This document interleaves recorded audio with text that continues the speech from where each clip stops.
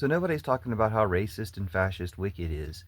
I've been talking about it in some ways, but I can't get into the details of how racist and fascist it is in certain ways because there's so much to say. Just because Wicked replaces all the good, idealistic things about Oz, try to reverse them and make bad good and things like this. But the racist stuff, first of all, Elphaba's not black. The actor is black, but Elphaba's green, obviously, but she's still a minority and she's still treated with all the racism and things that transpose from America, treating black people and other people with racism, to Oz treating this one green person with racism. And her arc is to whitewash the administration, to give all of her power to Glinda, to make Glinda, the ruler, and not criticize any of the evil that helped Glinda and the wizards rise to power, um, and erase herself, basically.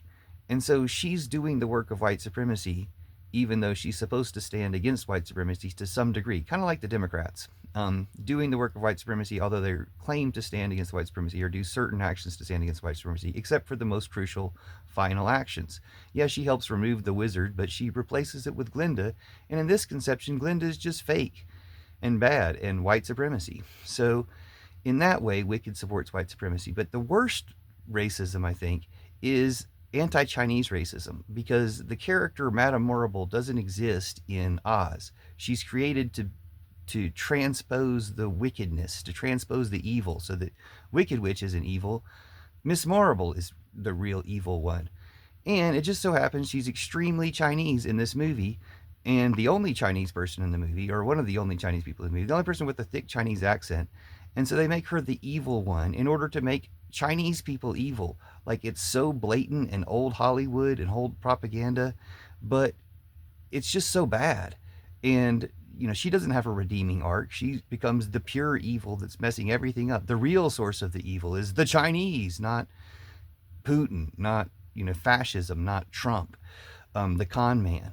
So they just don't lean into the ability they could have had to criticize Trump enough. They don't lean into the parallels between modern day racism and what was going on in their version of Oz. Mostly all of it is not anti-fascist like Oz is. It is fascist like Wicked, the book, is. But these specific examples need to have more discussion. How they erase the black green person and they blame the Chinese person. And the only reason for this character even to be there is to be Chinese and take the blame. So it's just a big propaganda and psyop. And the Wizard of Oz itself is a good um, trans transformational thing, but this is bad for you.